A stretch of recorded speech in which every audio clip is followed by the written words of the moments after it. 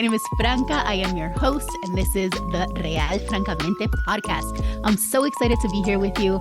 Thank you so much for listening. And without further ado, let's bias your football content. Hi. Oh my God. We're on episode 10. Episode 10. We have made it 10 episodes. Who would have thought when we were first getting started that we would see the day that 10 episodes? I mean, we have just been so consistent. It's amazing. It's a vibe. It's a movement. We've seen Real Francamente merch travel the country. We've seen Real Francamente merch at Oakland Roots games. We have grown so much. We can't wait for the next 10 episodes and the next 1,000 million episodes to continue to bring y'all this content. The last episode was so cool. It was bilingual. It was the first bilingual of hopefully many. We did some literary analysis. I feel like we're really covering all our bases on all the stuff that we promised on episode 1. So let us know if there's anything we're missing, anything you'd love to see covered, any topic ideas. I love the feedback. We're getting more and more per episode. So what am I wearing today? That is literally why y'all tune in, right? Peñarol.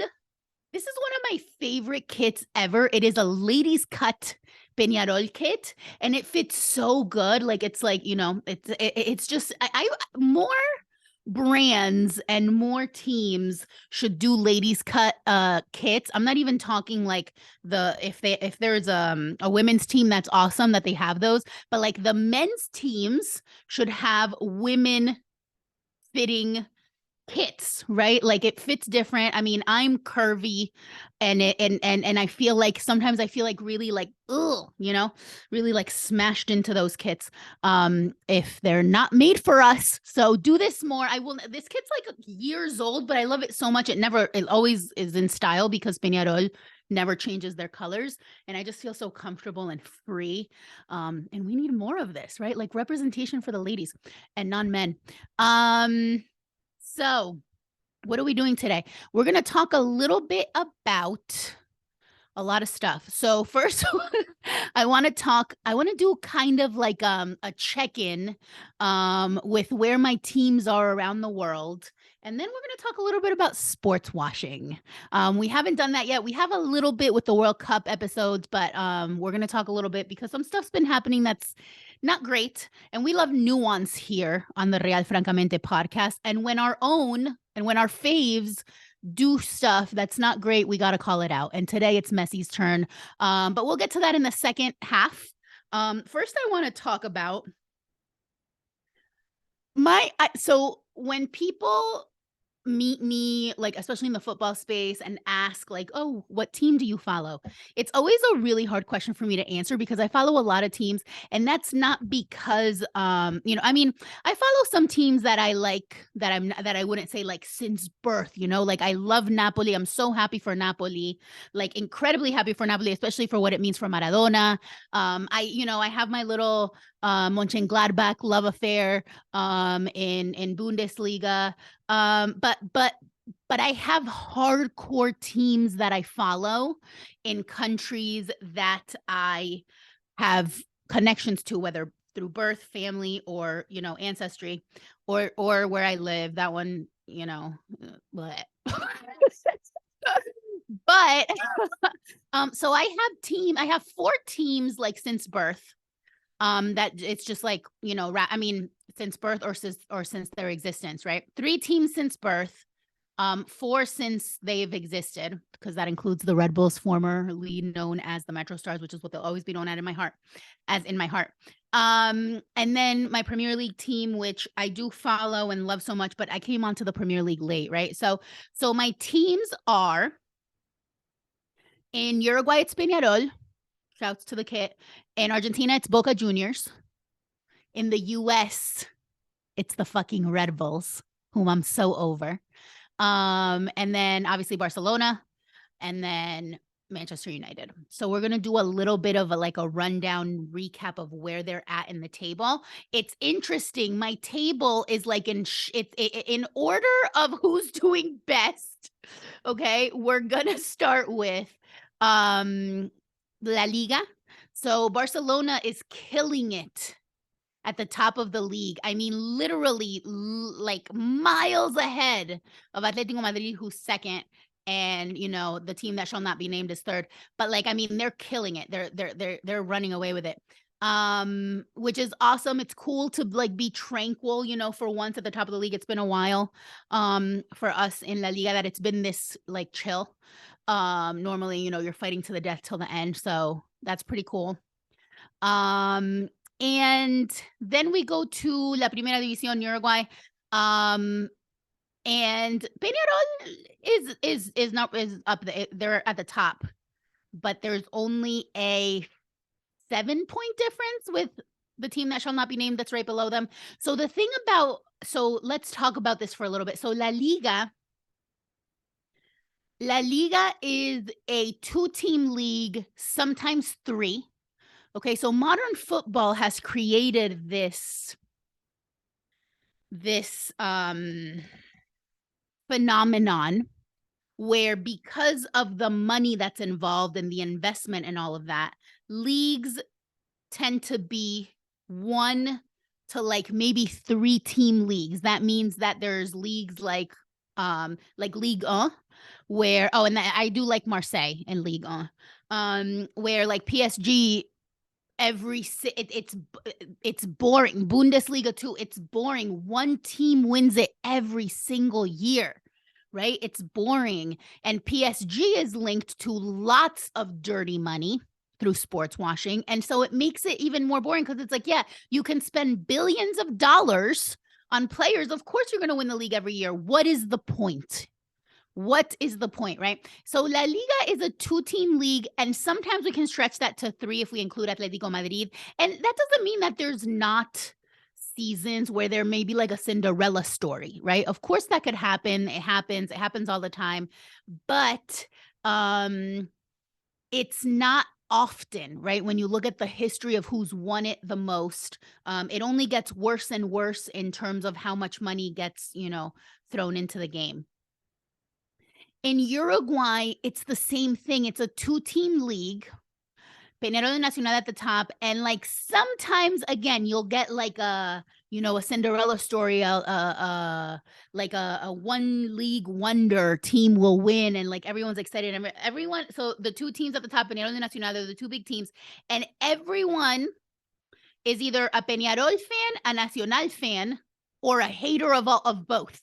There's no in between. So like if they're a fan of another team that's not the top 2, the top 2 are hated, right? Hated. And I get it. And I am a Peñarol fan since birth, but I also can sometimes, not always, be rational, right? I can sometimes be rational and have these moments of like analysis of like, yeah, it's not ideal. It's not it's not fun for anyone. It's also really unfair, even though it's to a lesser extent in Uruguay, because there's not as much money and there's some corruption. Like it's not like there's as much money as in Europe, but the money still gets really unevenly distributed. And so Peñarol and Nacional get everything, and the rest of the teams get like less than both of them combined. So basically the problem is money, right? Get money out of everything, abolish capitalism, get money out of sports. But the reality is that does give us this dynamic where it's like, all right, who's going to win the league this year, right? And it's always one of those 2. Let's go over to, and I'm going in order of how badly. So I started with Barcelona, where I'm pretty chill. In Uruguay, I'm okay for now. Then we go over to Premier League. Now I'm going to pause to talk about Premier League. Man United is 4th right now. I don't know what's going to happen. There's a tight fight for that 4th spot between a couple of the teams. Also, let's talk about the relegation battle in Premier League. It's astounding how close it is, right? How few points there are in between like the bottom like 9 teams or something like that. I mean, it's ridiculous. Also pause, because I have not talked about this in a while, to talk about the heartbreak that is the bottling of the league by Arsenal. It's not over. It's not over, but I went to watch that Arsenal Man City game, the one, right? The one quintessential game. at a pub, and I had hope. I'm Arsenal adjacent, but I sympathize with Arsenal, and I really wanted them to win the league, and I want them to win the league so bad. I love Arteta. I was like, I really had high hopes, and they're bottling it, man. They're bottling it, and I don't know, like, mathematically, it's not over. Mathematically, it's not over, but I mean, realistically, right? You look at the fact that Man City has a game in hand or 2, um, and, like, it would take a miracle. Not that miracles haven't happened, but wouldn't it be amazing to see Arsenal win the league?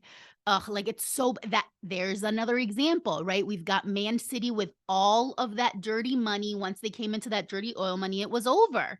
It was over, and they started winning the league, and then it's like, every single year that's boring, right? That's boring. Who wants that kind of, like, league every single year? I will say Premier League out of these top leagues, I would say it's the one that at least has the most variety at the top. So it's not a 2-team league. There's a top, I mean, some might argue 6, but let's call back the best episode of this podcast, which was the Antonio Conte episode, okay? He was right about everything with fucking Tottenham, and they keep proving him right, and at least we can enjoy that, right, this season of, like, damn, like, Tottenham's really fucking shit.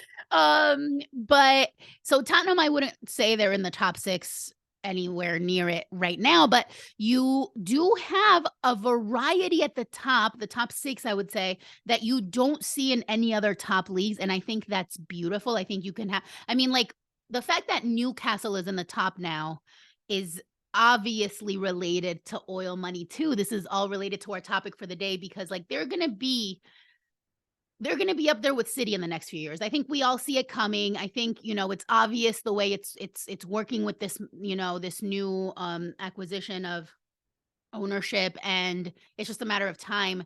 But I mean, for now, we can, like, kind of look at it and go, oh, cool, like Newcastle is third. Like, what's that?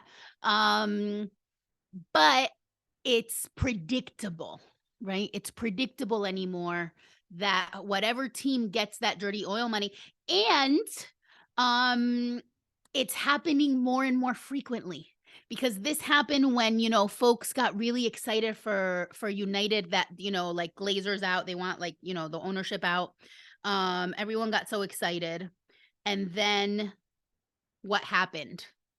What is the hope when you have terrible ownership and it gets sold? Who do you think is going to buy your team? Who has that kind of money? Right? I have said this before on this podcast, but, like, who has that kind of money? First of all, abolish all billionaires. Like, so we can hold two truths at once, right? We can have nuance. Like, we need to call out the sports washing, especially with, oil money, and also realize that every billionaire is bad, right? It's not any better to have a billionaire from the US own a team, because they're still billionaires and they're still trash. And I think that's the piece that's missing from the analysis of, like, mainstream analysis of all this. Everyone, and that's why I think we need nuance. Everyone's so quick to jump on, like, the Saudis, and we should, and Qatar, and we should. But what about the white billionaires? Do you not think they are also exploitative? How did they get their billions of dollars, right? Like, it's not any better. Like, what we need to really do is abolish ownership.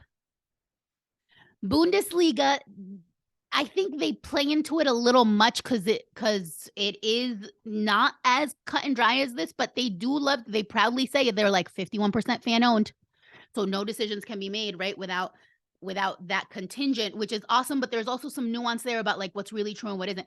But, like, we need it's a model. Like, we need to get back to that if we want to have real, authentic, in the words of Galliano, right? Like, the football that Galliano dreamt about as a kid, the football that Galliano, like, idolized so much, the sport, right? We need to get this money out. Otherwise, what's going to happen is every single league is going to be a 2-team league, or every single team is going to be owned by, by dirty billionaires. But we need to make sure we acknowledge that white billionaires are bad too, right? That's the equitable stance. Abolish all billionaires. Abolish all billionaires. The Primera División in Argentina. Yikes. Yikes. If you follow Argentine football and if you're a Boca fan, you feel me, right? You have to scroll for all the other tables, right? I just had to like leave it as is. The first like 5 or 6 teams show up. And that's good. That's where my teams are. Not in Argentina. Not in Argentina. Argentina, Boca Juniors is not even in the top 10. This is embarrassing. This is embarrassing. Boca Juniors is 14th. 18 points they have. At the top of the league is the team that shall not be named with 37. Okay. This is probably the worst Boca year, like the Boca standing year I can remember ever. I've never had to scroll this far down to see where Boca Juniors is in the league. Now, Argentina also has an interesting dynamic. It is a 2 teams at the top league. For sure, there's the 2 teams at the top, but there is a little bit more equitable distribution between the next few teams. And you do have, you know, every once in a while, one will again sneak in there and like run to the top, but it is definitely top heavy with those 2 teams. Although right now you might look at Boca Juniors and say top team, they're 14th. But I will say this, Boca Juniors has never been relegated in their history like River has. So before any River fans come for me, let's remember that season, River with a B, okay, not with a V. That's never happened to Boca, and it's not going to. So don't come for me. So yeah, that's Argentina. But like none of this is worse. And I have to say, this makes me happy because I hate this franchise so much. The New York Red Bulls are dead last. Dead last in the East. Dead last. 9 points. 9 points the Red Bulls have. It is karma for all of the racism, for all of the bullshit, for all of the fascism. Not only recently, because, you know, they fired the coach. That was awesome. But I don't even know, like, again, I like the Red Bulls fandom is so plastic and like so just fucked. Like I can't even identify with Red Bulls fans anymore, like with MLS fans in general, right? There's such like a US centrism, like an imperialist, like just like seeping through. Like I can't stand the Mickey Mouse thing, like the oh my gosh, like we have to support our team no matter what. No, we fucking don't. First of all, we can criticize, just like we don't owe loyalty to a country just because we happen to live within its borders. We don't owe loyalty to an employer just because they literally pay us nothing for our labor and in exchange they expect loyalty. Fuck that. We can have loyalty for our team while still being able to be rational thinking adults that criticize organizations like the Red Bull organization. Red Bull has never cared about this team. They've never cared about this team. They've shown it time and time again. I don't know why they even took it over, why they don't sell it, right? It is a sham and a travesty that this organization still owns this team. It's always been love-hate with me since they sold out to Red Bull. For me, I've always been a hardcore Metro Stars fan since day one, literally since the first game. It's always been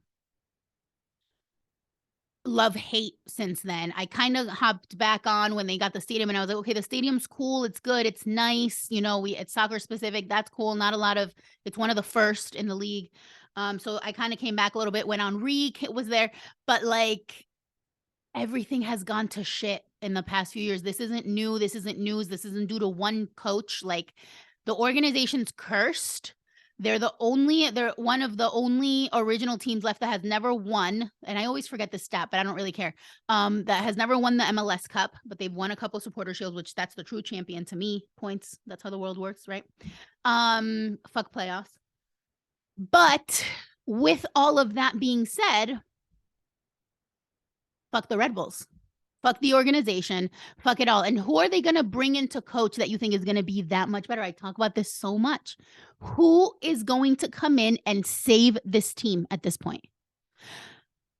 I mean, I honestly have to laugh that the Red Bulls are dead last. I don't care. I don't care about rivalries. I don't care who's at the top. I don't care what it means, who wins. I don't give a fuck. I need this league to get its shit together we have a lot of US centrism and imperialism to pluck out and weed out. And because of that, the league will never be great, because the US centrism is what keeps us in this ridiculous no promotion and relegation system, which, by the way, we can't really enter the pro-rel discussion because pro-rel bros are some of the most toxic people out there, and they're like really misogynist and rude and everything like that. So I would never associate myself with them. But the reality is that without promotion and relegation, this league is always going to be shit. So what are we even doing wasting our time being a fan of these teams? Like, what the fuck? But especially the New York Red Bulls. I think there's teams that are doing things okay. And there's teams that are just fucking it. You know, it's been years since the Red Bulls even signed anyone. And Red Bulls fans will pretend to get excited, like, oh yeah, there's like whatever, like excited about these like fucking losers that they keep signing, instead of going to where there's like legit talent pools. Okay. And bringing actual talent. They will never, because they're racist. They'll never go to Latin America. And it's so fucked. I hate it. I hate my team so much. I haven't even worn Red Bulls in a long time. The only kit I'll wear is the one that that is commemorative to Metro, and that's because it's really sexy. But I genuinely hate my team, and I'm over it. I'm laughing at the fact that they're ninth. So my teams are in Argentina and in the US are in shambles, and I only care about Boca Juniors, hopefully getting their act together, maybe turning it around. Yeah, fuck the New York Red Bulls. Let's go to break.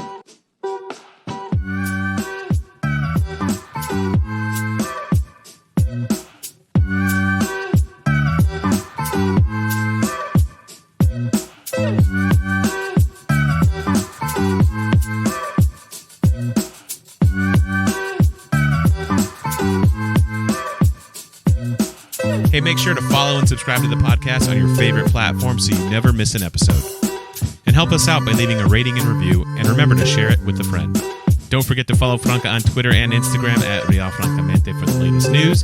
And lastly, please visit realfrancamente.com for bonus content, including articles, photos, and for more information about the podcast.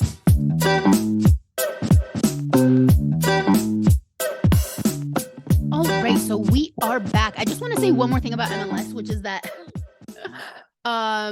the Apple TV deal has been also shit. It's been in shambles. MLS is in shambles because like half the time MLS, like the Apple TV thing doesn't work. It has blackouts. It doesn't show the team. Like they did this whole big, thing, and like we can't even watch the games. Like MLS is in shambles. It needs a whole revamp. Okay. And we need to like really like see what's going on there. Okay. So we're going to get into the topic of sports washing, right? The topic of sports washing, which is this idea that I think a lot of times it gets like, what's the word? Associated with like with like Saudi Arabia, Qatar, with these, like kind of like oil, heavy countries that are super corrupt and misogynist and homophobic and awful, right?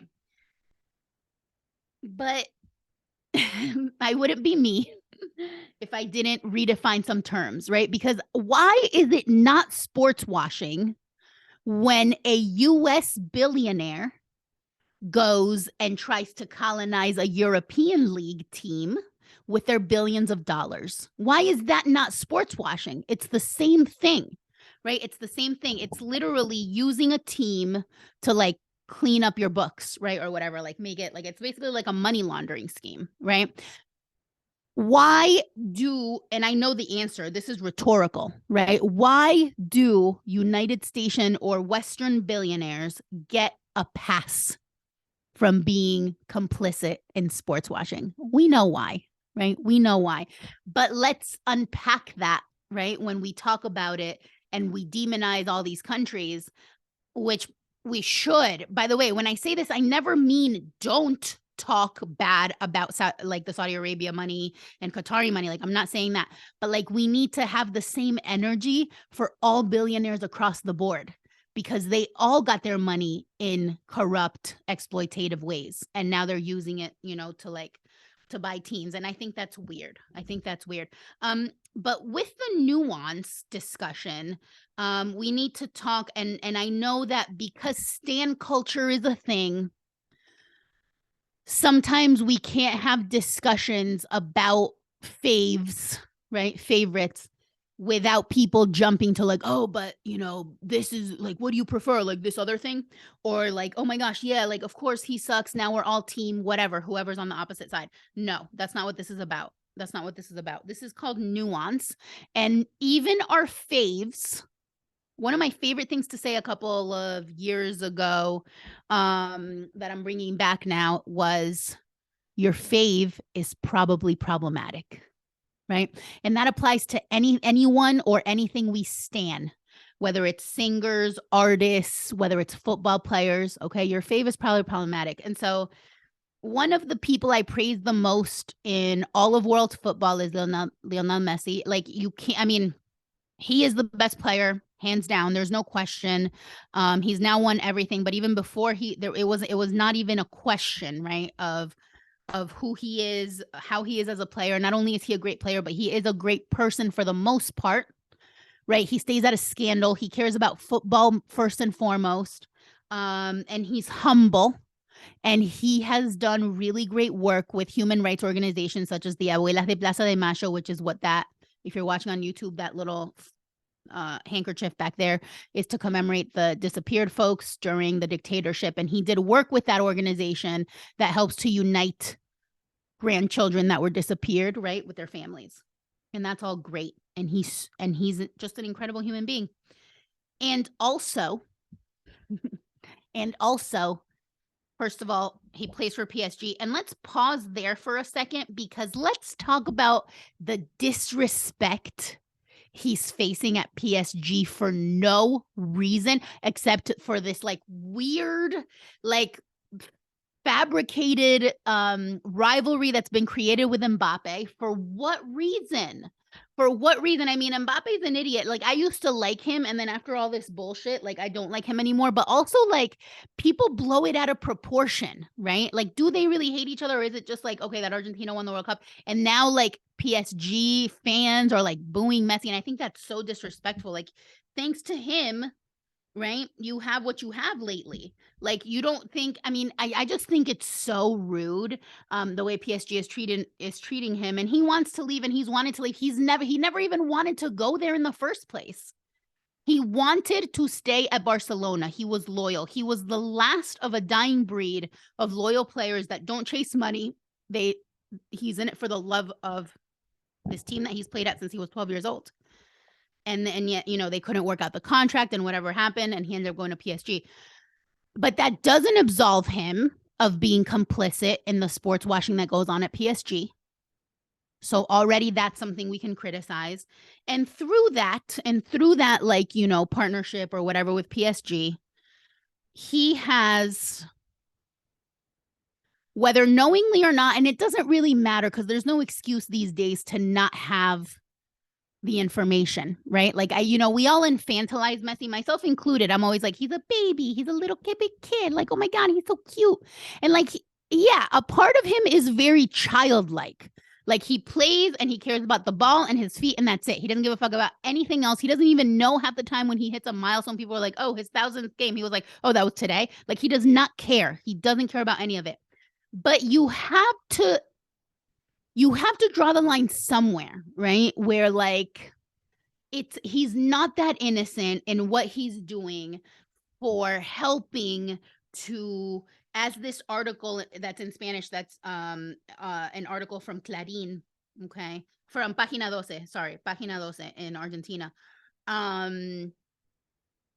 It's helping to he's helping wash the face, so sports wash, right? Like, wash the face metaphorically of Saudi Arabia, by doing deals with them, by helping them promote their bid for World Cup, by even playing for PSG, by going there on trips and posting about it like an influencer, right? Like, he's complicit, and he needs to be called out for this. He needs to be called out for this. There were rumors this week that he was going to sign for a Saudi club. I think that would be the worst decision he could ever make if he does. And that will show that he is money hungry, which a lot of us have said, tried to defend him against. Like if he ends up signing for a team there, like that's it, not that's it and that we're done with him because we are anti-cancel culture, because we're anti-carceral tactics, right? We don't throw people away unless they're rapists. But I can't, like, there is an extent at which like it stops and we just can't defend it anymore, because you're a rational adult with access to the resources that we all also have, and you're making choices. You're making deliberate choices in this case to help sports wash, right? To help make this country look good.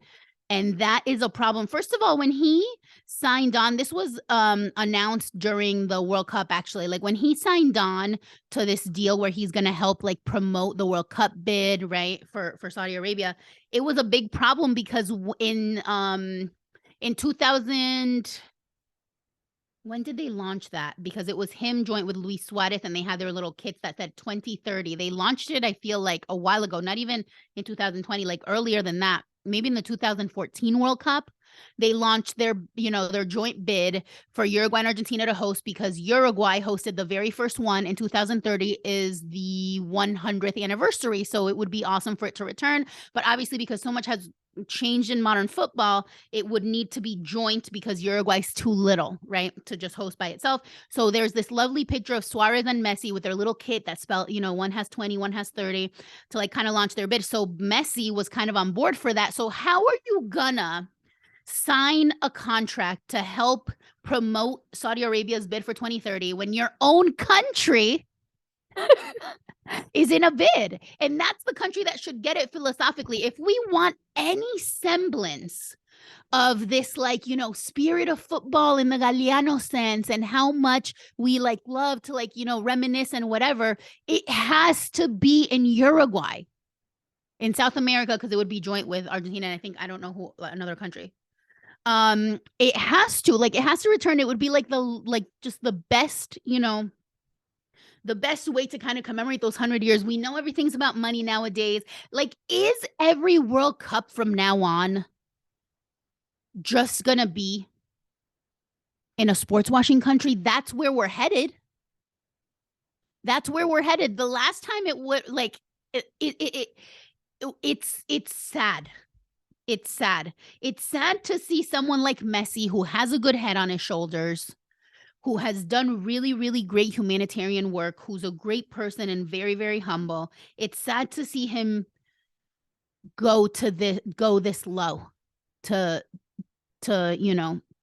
help with this sports washing thing. And I don't know if it's for money, or I don't know if it's ignorance. I know he's not ignorant.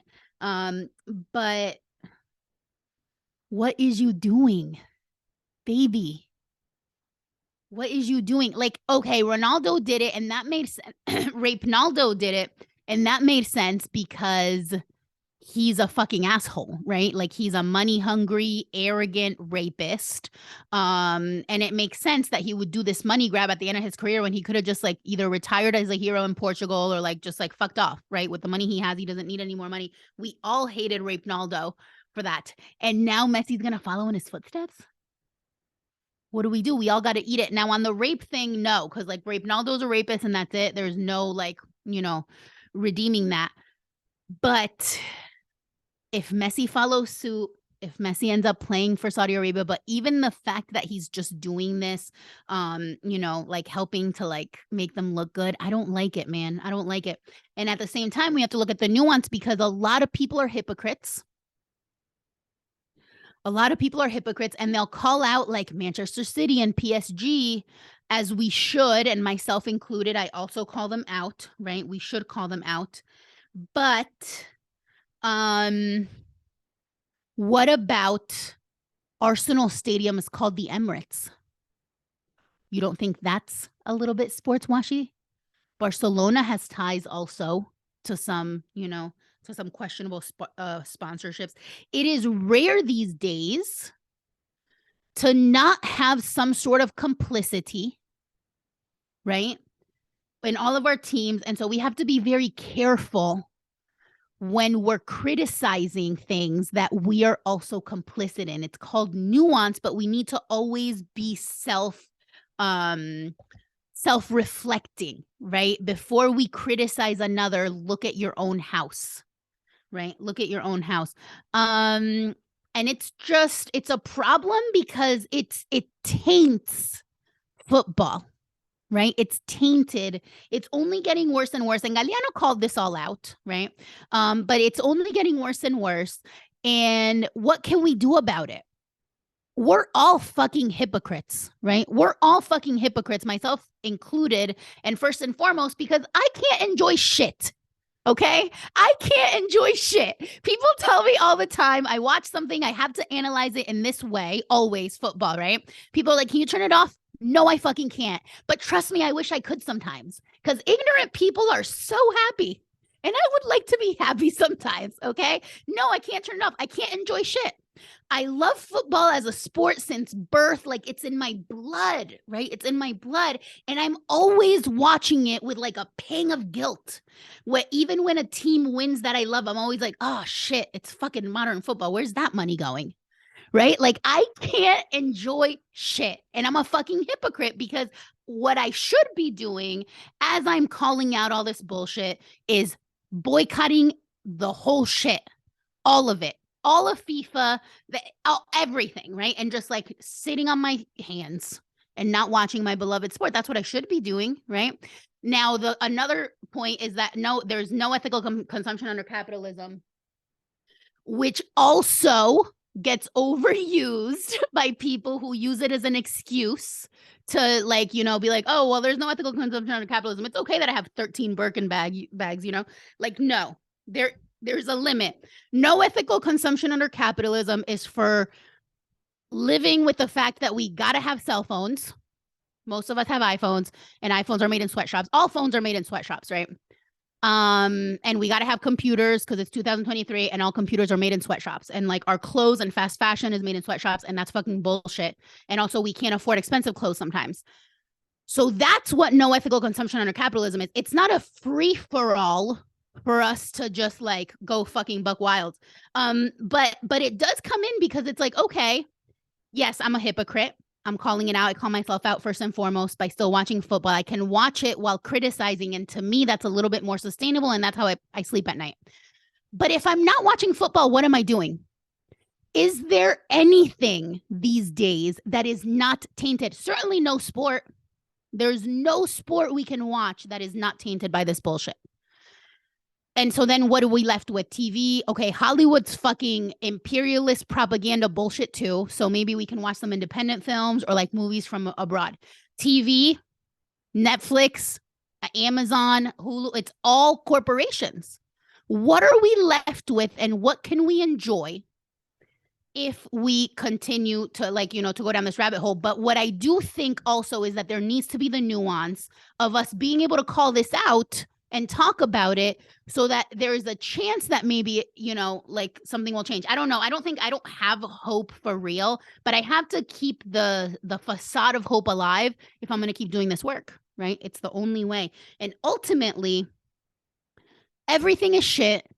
Everything's a dumpster fire. Why not find little pockets of joy where you can? And if those little pockets of joy come from a beautiful Messi goal, I'll take it. Never rape Naldo, okay?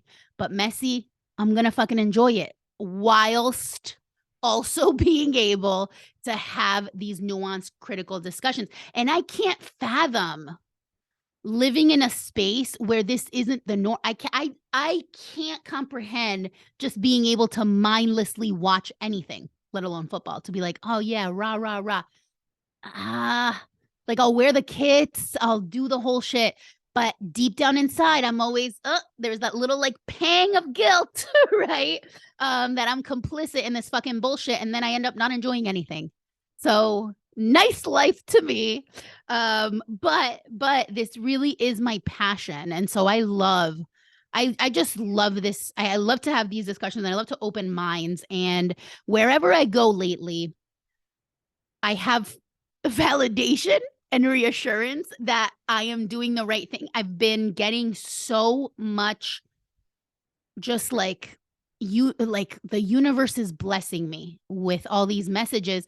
And just last night I was at an event, and I was just having a conversation. This was not a speaking engagement. I wasn't public speaking. I wasn't the speaker. I was literally just talking to human beings. And someone said, "Oh my God, I just got goosebumps." And that's what Enrique, my dad, calls a real life like. Okay, my dad wears these amazing shirts that he makes himself, like with like Malcolm X sayings, or like Angela Davis, or like just like really radical, like, you know, like different like radical quotes that he makes him. He like customizes himself at the shop. And then he loves to come back and tell me how many real life likes he gets. Like if someone tells him, because he doesn't do socials. So he's like, "I got a like today." And he means that someone came up to him and said that they liked the shirt.